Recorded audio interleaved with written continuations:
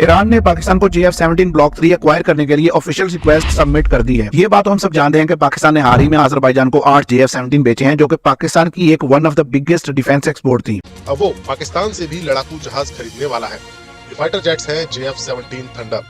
Iran की air force के chief ने हाल ही में पाकिस्तान की यात्रा की थी ताकि इस डील को लेकर बात की जा सके।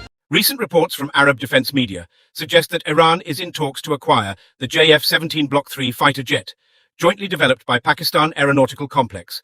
Iranian Air Force Commander Brigadier General Hamed Wahidi is currently visiting Pakistan. US sanctions के चलते ईरान यूरोप या अमेरिका से फाइटर जेट्स नहीं खरीद सकता, तो इस मुश्किल वक्त में ईरान ने अपने मुसलमान और पड़ोसी भाई पाकिस्तान की तरफ देखना शुरू कर दिया है। लेकिन सवाल ये पैदा होता है, पाकिस्तान को अमेरिका की मुखालफत मोल लेकर ईरान की मदद करनी चाहिए या नहीं। एक ऐसी खबर निकलकर सामने आ रही है जो कि खुद हमारे पड़ोसी मुल्क का मीडिया रिपोर्ट कर रहा है, और रिपोर्ट करते करते उनकी चीखें भी निकल रही हैं, क्योंकि पाकिस्तान के पड़ोसी ईरान, जिसके साथ हमेशा से भारत की कोशिश रही है कि पाकिस्तान के ताल्लुकात खराब रहें। हालांकि कुछ अरसे कबल एक दूसरे पर मिसाइल फायर किए गए, एक दूसरे पर बमबारी भी की गई, लेकिन अब जो ताल्लुकात हैं एक बार फिर बेहतर होते दिखाई दे रहे हैं। और पाकिस्तान की एक बड़ी कामयाबी यह है कि ईरान ने पाकिस्तान मेड JF-17 थंडर मांग लिए हैं, और बाकायदा कुछ ही दिनों में पाकिस्तान और ईरान की एक बड़ी डील साइन होने वाली है। JF-17 थंडर जो कि पाकिस्तान के अंदर बनाता है, और वो फिर ईरान की फिजाओं में उड़ते नजर आएंगे। इससे पहले भी 3 ऐसे ममालिक हैं जो कि पाकिस्तान से ये तैयारे ले चुके हैं, कामयाबी से उन्हें यूज कर रहे हैं। जबकि दूसरी अहम खबर वो ये है कि इराक की तरफ से भी पाकिस्तान से एक मुआहदे की खबर सामने आ रही है कि ईरान के बाद इराक भी ये चाहता है कि पाकिस्तान JF-17 थंडर के स्क्वाड्रन्स उन्हें फ्राहम करे। यानी एक लिस्ट लगी हुई है कि JF-17 थंडर की कामयाबी और उसकी पावर के पीछे दुनिया के बड़े बड़े ममालिक ये चाहते हैं कि उनके पास ये तैयारियां हैं, और अपने दुश्मनों का कला कामा वो इन्हीं तैयारों से करें। जबकि दूसरी तरफ भारत का तेजस तैयारा, जिसके उन्हें अभी तक इंजन तक नहीं मिले अपने यूज के लिए, जिसके बारे में वो ये दावा किया करते थे कि हम इसे दुनिया भर में फैलाएंगे। और भारत की जो फिजाइया है वो इतनी ज्यादा इस बारे में बढ़ के मारती थी कि एक वक्त आएगा कि दुनिया के हर एक मुल्क के पास ये तेजस तैयारा होगा। अब आप अंदाजा लगाइए, इस वक्त भारत की जो अपनी जरूरत है उसके लिए उन्हें तेजस तैयारे मिल नहीं रहे। अमेरिका उन्हें लॉलीपॉप दिया जा रहा है, हालांकि उन्होंने पेमेंट भी दी हुई है। अभी 2025 के मिड तक मिलने हैं, लेकिन जो जराए तस्दीक कर रहे हैं वो ये है कि 2025 के भी एंड तक मुश्किल है कि अमेरिका जो है या अमेरिका की कंपनीज जो हैं वो भारत को तेजस के पार्ट्स से उसके इंजन फराहम कर सकें। तो एक्सपोर्ट क्या करना अपनी जरूरत के लिए भी जो चीज नहीं, तो उस पर तकलीफ है भारतीयों को JF-17 थंडर की एक्सपोर्ट की। क्या कुछ चल रहा है इस वीडियो में मुलाहिजा कीजिएगा, आपको सारी कहानी वाज़ेह हो जाएगी। इसी साल अक्टूबर में खुद पर हुई ईरान की मिसाइल स्ट्राइक के जवाब में जब इजराइल ने पलटवार किया था, तो ईरानी एयरफोर्स की कमजोरी सामने आई थी। ऐसा कहा गया कि जब इजरायली फाइटर जेट्स हमला कर रहे थे तो ईरान के आसमान में उनका मुकाबला करने के लिए कोई ईरानी फाइटर जेट मौजूद ही नहीं था। अब खबर है कि अपनी इसी कमजोरी से पार पाने के लिए ईरान रूस से सुखोई 35 फाइटर जेट्स तो खरीद ही रहा है, लेकिन इसके अलावा अब वो पाकिस्तान से भी लड़ाकू जहाज खरीदने वाला है। ये फाइटर जेट्स हैं JF-17 थंडर। इन जेट्स को चीन ने पाकिस्तान के साथ मिलकर पाकिस्तान के लिए ही बनाया है। चीन की एयरफोर्स इन जेट्स का इस्तेमाल नहीं करती। ईरान की एयरफोर्स के चीफ ने हाल ही में पाकिस्तान की यात्रा की थी ताकि इस डील को लेकर बात की जा सके। इससे पहले अजरबैजान भी पाकिस्तान से JF-17 फाइटर जेट्स खरीद चुका है। खबर के मुताबिक ईरान के एयरफोर्स के कमांडर ब्रिगेडियर जनरल हमेद वहीदी ने हाल ही में पाकिस्तान की यात्रा की थी। उनके साथ वरिष्ठ अधिकारियों का एक डेलीगेशन भी गया था। इस यात्रा के दौरान वहीदी ने इंडस शील्ड 2024 हवाई अभ्यास का जायजा लिया था। उन्होंने पाकिस्तानी एयरफोर्स के चीफ के साथ मुलाकात भी की थी। अरब मीडिया का दावा है कि ईरानी एयरफोर्स के चीफ की इस यात्रा का मकसद JF-17 फाइटर जेट्स को हासिल करना था। ईरान की नजर JF-17 के ब्लॉक 3 पर है, जिसके काफी ज्यादा मॉडर्न होने का दावा किया जा रहा है।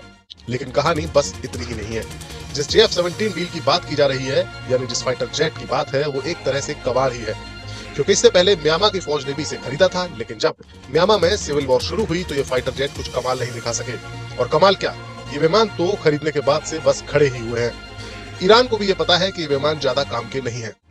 ईरान चाहता है कि चीन उसे J-10C फाइटर जेट दे, जो उसने पाकिस्तान को दिए हैं। चीन ने इस J-10 विमान को देने से मना कर दिया। दरअसल बात यह है कि ईरान चाहता था कि चीन 36 J-10C विमान उसे दे, लेकिन पैसों को लेकर मामला फंस गया। तो पैसों का भुगतान कैसे हो? चीन चाहता था कि ईरान इन विमान के बदले नगद पैसा दे, लेकिन ईरान इन विमानों के बदले तेल बेचना चाहता था। दरअसल पश्चिमी देशों की पाबंदियों की वजह से ईरान अभी तक अमेरिका के 1979 में बनाए गए F-14 टॉमकैट F5 और F4 फाइटर जेट्स ही उड़ा रहा है।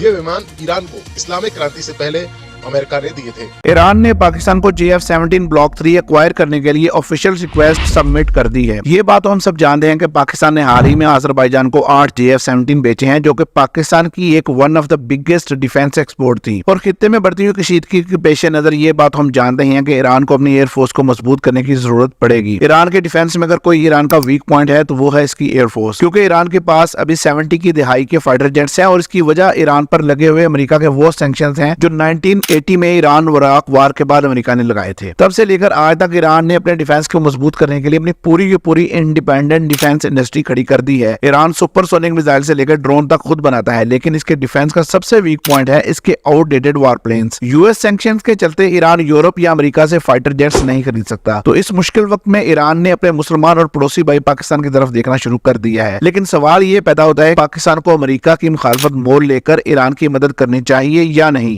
Recent reports from Arab defense media suggest that Iran is in talks to acquire the JF-17 Block 3 fighter jet, jointly developed by Pakistan Aeronautical Complex and China's Chengdu Aircraft Industry Group. Iranian Air Force Commander Brigadier General Hamed Wahidi is currently visiting Pakistan, leading a senior military delegation with a focus on strengthening defense cooperation and exploring new defense technology. The JF-17 Block 3 has attracted Iran's attention due to its integration of advanced fifth-generation fighter technologies, making it a competitive option for modernizing the Iranian Air Force. The Block 3 variant offers an improved radar system, increased payload capacity, and sophisticated avionics, enabling it to operate effectively in complex combat scenarios. This makes it a highly appealing choice for countries seeking cost-effective yet capable air defense solutions. If negotiations proceed successfully, the deal could add significant capabilities to Iran's military air fleet, enhancing its regional defense posture. Brigadier General Wahidi's visit includes plans to observe the ongoing Indus Shield 2024 air exercise and meet with Pakistani Air Chief Marshal Zahir Ahmad Babar in Islamabad, where discussions about potential defense collaborations, including the JF-17 acquisition, are expected. The JF-17 Thunder's development, which underscores a strategic collaboration between Pakistan and China. Pakistan, JF-17C Block 3 fighter jet is rapidly becoming one of the most sought-after military aircraft in the global defense market with its blend of affordability, advanced technology and combat effectiveness. The JF-17C Block 3 has solidified Pakistan's reputation as a rising player in military aviation. Recent developments indicate that several countries are showing interest in acquiring this for 4.5 generation multi-role fighter, and now Iran has made a formal request to purchase JF-117C Block 3 jets from Pakistan. This strategic move could significantly reshape regional power dynamics, especially as Turkey involvement with key subsystems adds another layer of complexity to the